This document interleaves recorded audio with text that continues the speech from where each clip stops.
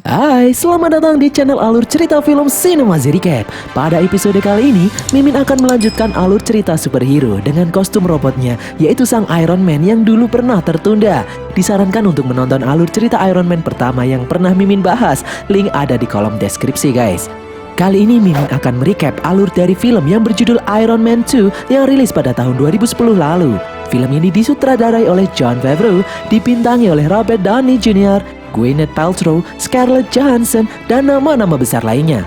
Tidak usah berlama-lama lagi, langsung saja kita masuk ke dalam alur cerita film Iron Man 2. Semongko.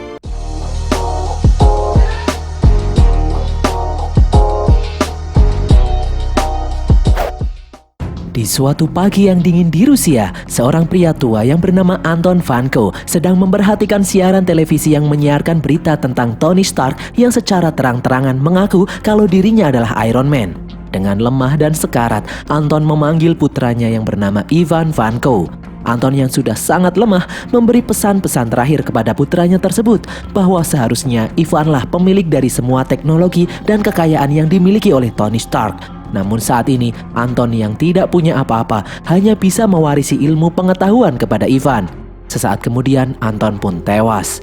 Ivan yang sangat kehilangan ayahnya itu pun berteriak histeris. Ivan kemudian membuka lembaran berkas catatan penelitian yang dilakukan oleh ayahnya bersama ayah Tony Stark yang bernama Howard Stark dahulu. Penelitian mengenai arc reaktor. Ivan membuat suatu benda berdasarkan catatan tersebut. Dengan dendam yang membara kepada keluarga Stark, Ivan merakit arc reaktor versinya sendiri. Hingga akhirnya dia bisa membuat arc reaktor seperti yang dimiliki oleh Tony Stark. 6 bulan kemudian, Iron Man terlihat melompat keluar dari pesawat menuju panggung yang sudah dipersiapkan untuknya. Sesampainya di panggung, dari bawah sejumlah alat muncul untuk melepaskan kostum Iron Man yang dipakai oleh Tony Stark. Tony Stark memberikan pidato pembukaan Stark Expo. Stark Expo merupakan suatu acara yang berisi pameran dan demonstrasi teknologi-teknologi terbaru dari semua perusahaan teknologi yang ada di seluruh dunia. Stark Expo akan dihelat selama setahun penuh. Tony kemudian memperlihatkan rekaman video mendiang ayahnya Howard Stark yang memberikan sambutan Stark Expo saat pertama kali diadakan 30 tahun lalu.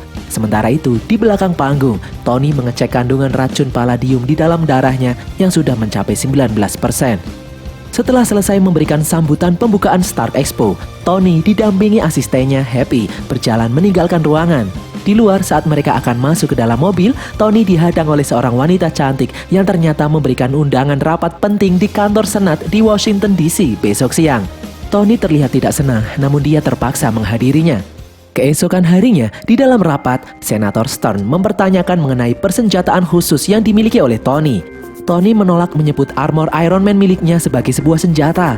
Tony menyebutnya anggota badan prostetik berteknologi tinggi. Namun Senator Stern bersikeras menyebut bahwa itu adalah sebuah senjata. Dengan alasan keamanan, Senator Stern menginginkan kostum Iron Man diserahkan kepada pemerintah. Tony dengan tegas menolaknya karena menurutnya Iron Man itu adalah dirinya dan tidak terpisahkan. Dan Tony tidak ingin bekerja untuk siapapun termasuk kepada pemerintah. Senator Stern kemudian memanggil salah seorang ahli senjata yang saat ini bermitra dengan pemerintah Amerika untuk urusan pengadaan persenjataan. Dia adalah Justin Hammer, pemilik perusahaan Hammer, pesaing utama perusahaan Stark Industries milik Tony Stark. Justin menyinggung mengenai Stark Industries yang didirikan oleh Howard Stark yang sedari dulu sudah terkenal menciptakan senjata-senjata berbahaya. Senator Stern kemudian juga mengundang sahabat Tony, Kolonel James Rhodes, yang sudah diminta memberikan laporan lengkap mengenai Iron Man. Rhodes membacakan laporan itu dan menyebut memang Iron Man tidak bekerja untuk pemerintah, dan itu membuat pemerintah menganggap kalau Iron Man adalah salah satu ancaman bagi keamanan negara. Rhodes menganggap akan lebih bijak jika teknologi Iron Man ada di dalam bawah rantai komando militer. Tony yang mendengarnya langsung menjawab tegas kalau dia tidak akan pernah bekerja untuk pemerintah, kecuali kalau dia menjadi menteri pertahanan, baru dia mau. Senator Stern kemudian menampilkan video rekaman dari satelit mengenai beberapa pihak yang mencoba meniru teknologi milik Tony. Tony yang melihatnya kemudian mengutak-atik ponsel yang ada di tangannya. Tony menghack televisi yang ada di dalam ruangan rapat. Tony memperlihatkan upaya-upaya yang gagal yang dilakukan oleh beberapa pihak. Bahkan salah satunya adalah Hammer yang mencoba membuat armor meniru Iron Man, namun gagal. Tony menegaskan kalau tidak akan ada orang yang bisa meniru teknologi miliknya, termasuk perusahaan Hammer, setidaknya sampai 20 tahun ke depan. Tony kemudian berdiri. Dia menjelaskan untuk apa pemerintah mengkhawatirkan Iron Man. Bukannya dia sudah menyelamatkan negara dari serangan nuklir sebelumnya, dia secara nyata sudah membuat Amerika hidup damai. Semua orang yang ada di dalam ruangan rapat pun bersorak. Senator Stern terlihat kesal namun tidak bisa apa-apa. Tony kemudian berjalan keluar angkat kaki dari rapat tersebut. Sementara itu di Rusia, Ivan mengembangkan armor miliknya sendiri yang dilengkapi dengan cambuk listrik. Berpindah di California, di kediamannya, asisten artificial intelligence Jarvis memberitahu Tony bahwa armor Iron Man yang dipakainya membuat kandungan palladium di dalam darahnya semakin meningkat dan saat ini sudah mencapai 24%. Dan jika terus meningkat, maka Tony akan mati keracunan palladium.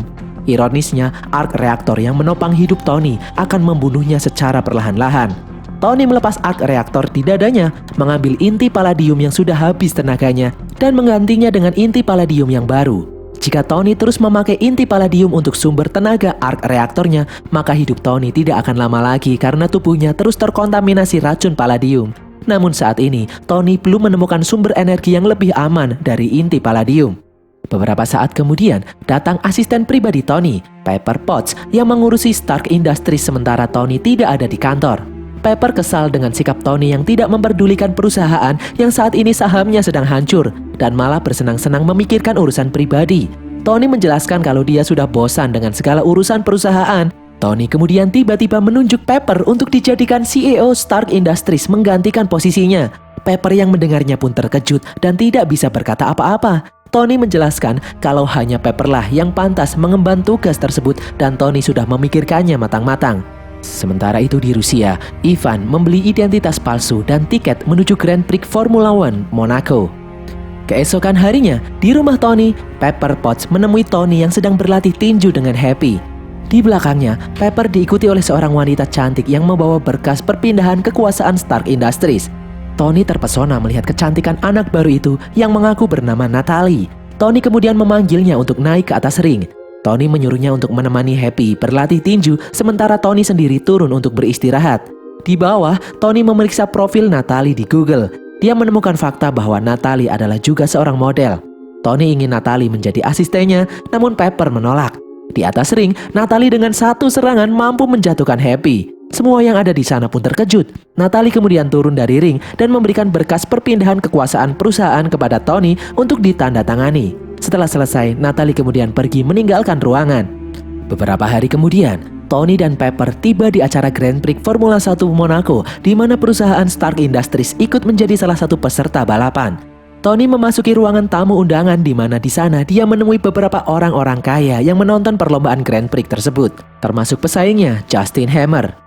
Di dalam toilet, Tony mengecek kandungan palladium yang ada di dalam tubuhnya yang kini mencapai 53%. Tony yang merasa hidupnya sudah tidak lama lagi, kemudian memutuskan untuk terjun langsung ke arena balapan, mengikuti perlombaan menaiki mobil Formula 1 milik Stark Industries. Dan perlombaan pun dimulai. Tony start pada urutan kelima. Lalu tak lama kemudian, muncul Ivan yang menyamar memakai kostum panitia perlombaan. Dia masuk ke lintasan balapan. Ivan mengeluarkan cambuk listriknya, lalu kemudian menyabetkannya ke arah mobil Formula 1 yang ada di depannya. Mobil itu pun terbelah dan terguling. Di dalam ruangan para tamu, Pepper yang ketakutan mengajak Happy membawa koper berwarna merah mengendarai mobil memasuki arena untuk menemui Tony yang ada di lintasan. Di dalam arena, Ivan mencambuk mobil yang dikendarai oleh Tony dan membuatnya berguling dan terbalik. Terjadi kekacauan di dalam arena lintasan. Di saat Ivan mencambuk dan membelah mobil yang dikendarai oleh Tony untuk kedua kalinya, dia menyadari kalau Tony sudah tidak ada di tempat. Lalu dari belakang, Tony mencoba untuk menyerang Ivan. Dan kemudian Ivan membalas serangan tersebut. Tony berusaha menghindari cambukan Ivan. Dari belakang, Happy datang dan langsung menabrak Ivan berkali-kali. Namun ternyata Ivan masih bisa bangkit dan mampu membelah mobil yang dikendarai oleh Happy dan Pepper. Pepper lalu melempar koper merah ke arah Tony. Tony langsung membukanya, yang ternyata koper itu adalah kostum Iron Man. Tony bergegas memakai kostum Iron Man dan kemudian mencoba menyerang Ivan. Namun Ivan lebih dulu menyabetkan cambuknya ke arah Iron Man dan membuatnya terlilit cambuk listrik dan membuat Iron Man tak berdaya. Dengan sisa tenaga yang dimilikinya, Iron Man mencoba mendekati Ivan. Iron Man menghajar Ivan dari dekat dan kemudian mengambil arc reaktor yang ada di dalam dada Ivan. Ivan pun tergolek lemas. Beberapa petugas kemudian datang dan membawa Ivan untuk pergi. Tony memeriksa arc reaktor milik Ivan, lalu kemudian menghancurkannya.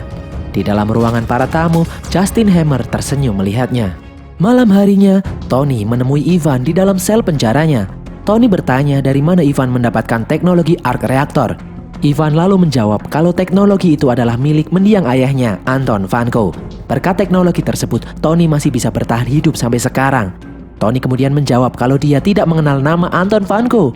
Ivan lalu menjelaskan meskipun dia kalah dalam pertarungan, namun hal itu akan membuktikan kepada dunia bahwa sang Iron Man bukanlah dewa. Dia bisa dikalahkan, dan suatu saat nanti akan bermunculan musuh-musuh yang lebih kuat yang ingin menghancurkan Iron Man. Tony kemudian pergi meninggalkan Ivan. Keesokan harinya, di dalam penjara, Ivan mendapatkan kiriman bahan peledak yang ditaruh di dalam makanannya. Beberapa saat kemudian, beberapa staf kepolisian membawa seseorang yang memiliki postur tubuh mirip dengan Ivan masuk ke dalam selnya. Pria itu memakai baju dengan kode tahanan yang sama dengan Ivan. Ivan kemudian langsung menghajar pria tersebut dan lalu memasang bom yang diterimanya tadi. Ivan kemudian keluar dari dalam selnya. Beberapa saat kemudian, sel yang sebelumnya ditempati oleh Ivan pun meledak. Dibantu beberapa petugas kepolisian, Ivan kemudian kabur dari dalam penjara. Ternyata otak di balik pembebasan Ivan adalah Justin Hammer. Justin menyadari kalau Ivan memiliki dendam pribadi dengan Tony Stark, begitupun dirinya. Justin bermaksud mengajak Ivan bekerja sama mengembangkan senjata yang canggih untuk mengalahkan Tony. Ivan kemudian menyetujuinya. Di dalam kediaman Tony, Rhodes datang mengunjungi Tony yang sedang meneliti profil Anton Vanko dan Ivan Vanko. Rhodes memasuki ruangan Tony. Rhodes menjelaskan kalau Tony harus membereskan kekacauan yang sudah dia mulai. Pemerintah mempertanyakan pernyataan Tony yang mengatakan kalau tidak akan ada orang yang mampu meniru teknologi miliknya untuk 20 tahun ke depan. Namun nyatanya kemarin sudah ada yang berhasil melakukannya. Pemerintah yang marah pasti akan menyita semua armor milik Tony. Tony yang mendengarnya hanya diam saja. Saat Tony akan beranjak dari tempat duduknya, dia terlihat lemas dan tak sanggup untuk berdiri. Rhodes kemudian membantunya berjalan menuju meja penyimpanan palladium. Rhodes membantu Tony menggantikan inti palladium di dalam arc reaktor milik Tony. Di sana Rhodes juga melihat tanda luka keracunan palladium di dalam tubuh Tony yang semakin menyebar. Rhodes sadar kalau Tony sedang sekarat dan berusaha menyelamatkan dunia sendirian. Di tempat lain, di dalam pabrik milik Justin Hammer, Justin memperlihatkan sekumpulan armor robot miliknya yang belum sempurna. Ivan langsung mengutak-atik software milik Justin. Ivan lalu membongkar salah satu armor robot milik Justin. Justin menjelaskan kalau Ivan harus membantunya membangun robot yang membuat Iron Man terlihat usang. Dia ingin memamerkan robot-robot miliknya di Stark Expo dan membuat kesal Tony Stark. Ivan bersedia mewujudkan impian Justin tersebut. Malam harinya, di dalam kediamannya, Tony memeriksa bahwa kandungan palladium di dalam tubuhnya kini sudah mencapai 89%, sangat tinggi dan membahayakan nyawanya. Beberapa saat kemudian, Natalie datang membantu Tony bersiap-siap untuk turun menghadiri perayaan ulang tahun Tony di mana para tamu sudah menunggu. Beberapa saat kemudian, Tony menemui para tamu undangan ulang tahunnya dengan mengenakan kostum Iron Man secara lengkap. Di saat Rhodes datang menghadiri acara tersebut, dia kaget melihat Tony yang mabuk memakai kostum Iron Man dan sangat membahayakan orang lain. Pepper mencoba menghentikan aksi gila yang dilakukan oleh Tony, namun Tony yang sudah kadung mabuk bersikeras untuk tetap melanjutkan kegilaan tersebut dan malah semakin menjadi-jadi. Tony menembakkan senjata plasma yang ada di tangannya ke arah botol yang dilempar oleh para pengunjung dan membuat semua yang ada di sana tertawa. Rhodes yang kesal karena Tony sudah keterlaluan kemudian memasuki ruangan penyimpanan armor Iron Man. Rhodes memakai salah satu di antaranya dan kemudian memasuki ruangan pesta dan mengusir semua tamu yang ada di sana. Tony yang tak terima kemudian menghajar Rhodes. Mereka berdua bertarung menghancurkan semua yang ada di sekitarnya. Tony kemudian melihat sekeliling di mana banyak orang yang melihatnya bertarung dengan Rhodes dari luar. Tony kemudian berteriak menyuruh semua orang yang ada di sana untuk pergi. Dari belakang, Rhodes bangkit dan lalu memukul Tony hingga terlempar. Tony yang kesal berniat menembak Rhodes dengan senjata plasma. Rhodes juga melakukan hal yang sama. Mereka berdua kemudian saling menembak dan mengakibatkan terjadi ledakan yang dahsyat dan menghancurkan rumah milik Tony. Lalu beberapa saat kemudian, di saat Tony mulai terbangun, dia melihat Rhodes memakai armor miliknya terbang pergi meninggalkannya. Rhodes membawa armor tersebut ke dalam pangkalan militer Amerika. Di tempat lain, Tony menikmati donat di dalam patung donat raksasa. Di bawahnya, Tony dipanggil oleh Nick Fury dan kemudian menyuruhnya untuk turun. Di dalam restoran, Nick Fury meneliti tanda-tanda keracunan palladium di dalam tubuh Tony yang semakin parah. Beberapa saat kemudian datang Natalie di mana ternyata dia hanya menyamar saat bekerja untuk Tony. Ternyata dia adalah anak buah Nick Fury, salah satu agen S.H.I.E.L.D. dengan nama Natasha Romanoff. Natasha sudah sejak lama ditugaskan mengawasi Tony, dan dia sudah mengetahui kalau Tony saat ini sedang sekarat. Natasha kemudian mengambil sebuah obat dan menyuntikkannya di leher Tony. Obat itu langsung bereaksi. Tanda-tanda keracunan palladium di tubuh Tony menghilang. Natasha kemudian menjelaskan kalau efek obat itu tidaklah permanen dan hanya meredakan gejalanya saja. Tony menjelaskan kalau dia sudah berusaha ke sana kemari mencari pengganti palladium sebagai inti arc reactor, namun dia tidak dapat menemukannya. Di tempat lain, di dalam pabrik Hammer, Justin menemui Ivan yang sedang bekerja. Justin penasaran dengan robot yang dibuat oleh Ivan, di mana seharusnya Ivan membuat armor robot. Namun Ivan malah membuat robot yang tidak bisa dipakai. Ivan menjelaskan kalau teknologi drone lebih baik daripada armor. Justin yang kesal kemudian mengancam Ivan bahwa apapun teknologinya, yang penting harus dapat mencuri perhatian di Stark Expo nanti. Di dalam kediaman Tony, Nick Fury menjelaskan kalau teknologi arc reactor yang dimilikinya itu belumlah sempurna. Menurut Howard Stark, rancangan arc reactor mini itu hanya sebuah batu loncatan untuk sesuatu yang lebih besar, jauh lebih kuat dari reaktor nuklir raksasa, namun dengan ukuran yang kecil. Nick Fury juga menjelaskan kalau dulu Anton Vanko yang juga mengembangkan teknologi itu bersama Howard Stark hanya melihat teknologi itu sebagai cara untuk menjadi kaya. Howard yang tidak setuju kemudian membuat Anton Vanko dideportasi. Sedangkan pemerintah Rusia yang tidak bisa mendapatkan informasi milik Stark Industries kemudian mengirim Anton Vanko ke Siberia, dan selama 20 tahun Anton menjadi pecandu alkohol dan membesarkan anaknya, Ivan Vanko, di lingkungan yang keras yang akhirnya memiliki dendam kepada keluarga Stark yang telah mengusir ayahnya dulu. Nick Fury menjelaskan kalau dulu Howard mengatakan kalau suatu saat nanti hanya Tony, putranya, satu-satunya orang yang akan menyempurnakan teknologi arc reactor itu karena dia yang memiliki sumber daya ilmu pengetahuan tentangnya. Nick menjelaskan kalau Tony pasti bisa mendapatkan pengganti palladium di inti arc reactor miliknya. Tony seakan tak percaya mendengarnya karena dulu ayahnya adalah orang yang dingin dan penuh perhitungan. Dia bahkan tidak pernah mengungkapkan kasih sayang kepada anaknya. Tony tidak percaya ayahnya mengatakan kalau masa depan ada di tangan Tony. Nick lalu menjelaskan kalau dia mengenal Howard melebihi yang Tony ketahui karena Howard sendiri adalah salah satu pendiri S.H.I.E.L.D. Nick kemudian meninggalkan sebuah koper peninggalan Howard Stark di hadapan Tony dan kemudian beranjak pergi. Dia menugaskan agen Natasha dan agen Coulson untuk mengawasi Tony. Di dalam pangkalan militer, Rhodes mengambil arc reactor yang ada di dalam armor yang dia ambil dari rumah Tony sebelumnya dan kemudian menyimpannya. Beberapa saat kemudian, datanglah Justin Hammer yang dipanggil oleh pihak militer untuk menambahkan persenjataan di dalam armor yang ada di hadapannya. Hammer memamerkan berbagai senjata yang nantinya akan dipasangkan di tubuh armor tersebut. Di tempat lain, Tony memeriksa koper peninggalan ayahnya yang diberikan oleh Nick Fury. Di sana terdapat berbagai catatan milik ayahnya. Tony kemudian menyetel rekaman video lama milik ayahnya. Rekaman behind the scene saat sedang proses syuting video sambutan untuk pembukaan Stark Expo. Di dalam video juga terlihat Tony kecil yang mengganggu ayahnya yang sedang syuting. Hingga di bagian akhir video, Howard menjelaskan kalau rancangan Stark Expo dia bangun untuk Tony. Suatu hari nanti, Howard berharap Tony akan sadar kalau rancangan Stark Expo itu bukan sekedar rancangan biasa, namun di dalamnya terdapat kunci untuk masa depan. Howard tidak bisa melanjutkan penelitiannya karena dibatasi oleh teknologi di zamannya yang terbatas. Howard yakin suatu saat nanti Tony akan menyelesaikan penemuannya tersebut. Howard yakin Tony bisa mengubah dunia karena sejatinya karya terbesar Howard yang sangat dia banggakan adalah putranya, Tony. Tony kemudian bergegas menuju kantor Stark Industries. Tony masuk ke dalam kantor Pepper Potts. Dia melihat maket rancangan Stark Expo di sana. Di hadapan Pepper, Tony mencoba meminta maaf kepada Pepper atas kekacauan yang telah dia perbuat sebelumnya kepada Pepper yang terlihat marah karena dia selalu harus membereskan setiap kekacauan yang telah ditimbulkan oleh Tony. Di tengah perbincangan, kemudian datang Natasha yang menyamar menjadi Natalie memberitahu Pepper bahwa dia harus pergi menghadiri sebuah rapat. Pepper kemudian bergegas pergi, dan Natalie juga menyuruh Tony untuk segera pergi. Tony yang juga akan pergi tertarik dengan maket Stark Expo.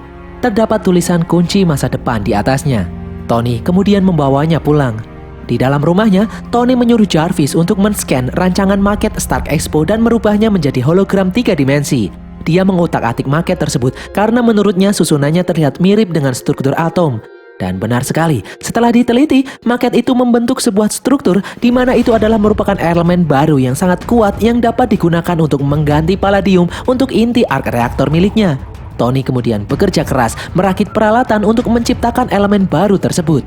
Di saat sedang bekerja, Tony ditemui oleh agen Coulson. Coulson menjelaskan kalau tugasnya mengawasi Tony telah usai. Kini dia ditugaskan untuk pergi ke New Mexico untuk memeriksa sesuatu. Coulson kemudian berpamitan untuk pergi. Tony pun melanjutkan percobaannya. Dia menembakkan laser berwarna biru ke arah reaktor yang berbentuk segitiga. Dan berhasil, segitiga itu menyala. Dia berhasil menciptakan elemen baru pengganti palladium. Tony kemudian memasukkannya ke dalam inti arc reaktor. Di tempat lain, Ivan juga ternyata mengembangkan cambuk listriknya di dalam pabrik Hammer. Di saat Tony sedang melanjutkan pekerjaannya, dia ditelepon oleh nomor yang disembunyikan. Ternyata telepon itu berasal dari Ivan. Dia memperingatkan Tony karena dia telah memodifikasi arc reaktor ciptaannya menjadi lebih kuat dari sebelumnya. Tony berusaha melacak lokasi persembunyian Ivan, namun gagal. Ivan memberi peringatan kepada Tony agar dia bersiap-siap di hari di mana hidupnya akan berakhir. Tony kemudian melihat pengumuman kalau Justin Hammer akan melakukan pameran senjata di Stark Expo malam ini. Tony yang memiliki firasat tidak enak langsung bergegas menggunakan arc reaktor barunya. Sesaat setelah dipasang, arc reaktor itu mampu membersihkan racun palladium yang ada di dalam tubuh Tony. Malam harinya, di dalam Stark Expo, Justin Hammer memulai pameran persenjataan miliknya di hadapan para pengunjung termasuk Pepper Potts. Justin mengeluarkan berbagai robot yang dia siapkan untuk angkatan bersenjata Amerika, dari angkatan darat, angkatan laut maupun angkatan udara. Dan terakhir, Justin mempersembahkan sebuah armor perang yang dipiloti oleh Kolonel Rhodes yang kini sudah dilengkapi dengan persenjataan berat. Beberapa saat kemudian, dari atas, datanglah Iron Man. Di atas panggung, Tony mencoba memberitahu Rhodes bahwa mereka semua sedang dalam bahaya. Tony mencurigai Justin telah bekerja sama dengan Ivan Vanko. Beberapa saat kemudian, Rhodes merasakan hal yang aneh. Tubuh robotnya bergerak sendiri. Hal itu diikuti oleh robot-robot yang ada di belakangnya. Mereka dikendalikan oleh Ivan dari jauh. Tony langsung terbang menghindar dan semua orang yang ada di sana pun panik. Tubuh robot Rhodes beserta robot-robot milik Justin Hammer terbang mengejar Tony. Di balik panggung, Pepper dan Natasha menemui Justin. Natasha menginterogasi Justin, bertanya siapa orang di balik semua ini. Justin kemudian mengaku kalau robot-robot itu dikendalikan oleh Ivan Vanko yang ada di fasilitas miliknya. Natasha kemudian bergegas pergi menuju pabrik milik Hammer. Pepper kemudian memanggil kepolisian untuk menangkap Justin. Di luar, Tony berusaha menghindari serangan pasukan robot milik Hammer yang dikendalikan oleh Ivan dari jauh. Tony terbang menjauh dari lokasi expo, menghindari kejaran robot-robot milik Justin Hammer. Rhodes yang tidak bisa mengendalikan tubuh robotnya hanya pasrah di dalamnya. Di tempat lain, Natasha dengan diantar Happy telah sampai di kantor Hammer. Dengan melumpuhkan beberapa petugas penjaga, Natasha menerobos masuk ke dalam ruangan kontrol. Sementara itu di tempat lain, Tony terbang kembali ke expo dan memancing robot Hammer yang mengikutinya memasuki patung dunia raksasa dan menabraknya hingga hancur. Tony pun akhirnya bisa bebas dari kejaran beberapa robot milik Hammer. Di dalam markas Hammer, Natasha menyadari kalau Ivan sudah tidak ada di lokasi ruang kontrol. Kembali ke tempat Tony, kini tinggal Rhodes yang mengejarnya. Armor Rhodes yang masih di dalam pengaruh Ivan terus mengejar Tony. Mereka berdua pun bertarung. Di dalam ruangan kontrol, Natasha akhirnya berhasil merestart sistem armor milik Rhodes. Rhodes pun kembali sadar dan kini bisa mengendalikan armor miliknya. Tony kemudian membantu Rhodes untuk bangun. Sesaat kemudian, sekumpulan robot milik Hammer datang mengepung mereka berdua. Tony dan Rhodes bertarung melawan robot-robot tersebut. Jumlahnya yang begitu banyak membuat mereka berdua semakin terdesak dan memaksa Tony menggunakan serangan laser yang dengan seketika menghancurkan semua robot Hammer yang ada di sana.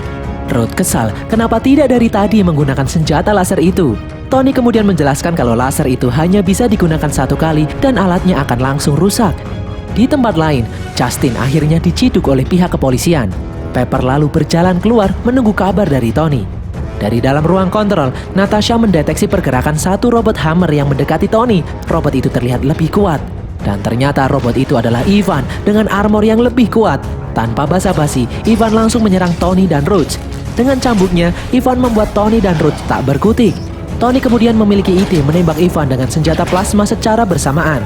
Tony dan Rhodes kemudian menembakkan senjata plasma di tangan mereka ke arah Ivan secara bersamaan dan membuat ledakan yang besar. Ledakan itu berhasil mengalahkan Ivan. Namun kemudian, reaktor yang ada di dada Ivan berubah warna menjadi merah. Tony menyadari kalau itu adalah mekanisme meledakkan diri. Tanda yang ada di semua bangkai robot Hammer yang ada di sana juga menyala seperti milik Ivan. Tony kemudian teringat dengan Pepper yang masih ada di dalam gedung Expo. Dia langsung terbang dan tepat waktu berhasil menyelamatkan Pepper dari ledakan. Seketika bangunan-bangunan di dalam Stark Expo pun meledak dan hancur. Di atas sebuah gedung, Tony berhasil menyelamatkan Pepper. Di atas gedung itu ternyata juga ada Rhodes yang sudah lebih dulu menyelamatkan diri di sana. Rhodes menjelaskan kalau mobilnya hancur terkena ledakan di dalam Stark Expo. Sebagai gantinya, dia meminta armor yang dia pakai resmi menjadi miliknya. Tony menolaknya, namun Rhodes bersikeras dan kemudian terbang pergi meninggalkan Tony. Keesokan harinya, di dalam sebuah gudang rahasia, Tony menemui Nick Fury. Nick memperlihatkan catatan laporan mengenai penilaian agen Natasha atas penelitiannya terhadap Tony selama ini sebagai pertimbangan masuk ke dalam tim Avenger. Natasha menilai Iron Man layak masuk ke dalam tim Avenger, namun Tony Stark tidak karena sifatnya yang sombong, bertindak sesuka hati sendiri, dan suka pamer. Tony kemudian kesal, bagaimana mungkin Iron Man bisa masuk sedangkan dirinya tidak? Nick meminta Tony untuk bergabung ke dalam tim Avenger. Tony bersedia dengan satu syarat. Nick menyuruh Senator Stern yang menyebalkan itu memberi penghargaan kepadanya dan Kolonel Rhodes di depan publik. Keesokan harinya, Tony dan Rhodes diberi penghargaan oleh Senator Stern di hadapan publik. Di tempat lain, agen Coulson meneliti sebuah kejadian aneh di New Mexico. Dia meneliti sebuah meteor yang jatuh, yang berbentuk seperti palu. Dan berakhirlah alur cerita film Iron Man 2 ini guys. Semoga kalian terhibur. Seperti biasa, jangan lupa follow media sosial kami, tulis kritik dan saran kalian di kolom komentar. Dan sampai jumpa di konten kami berikutnya. Bye!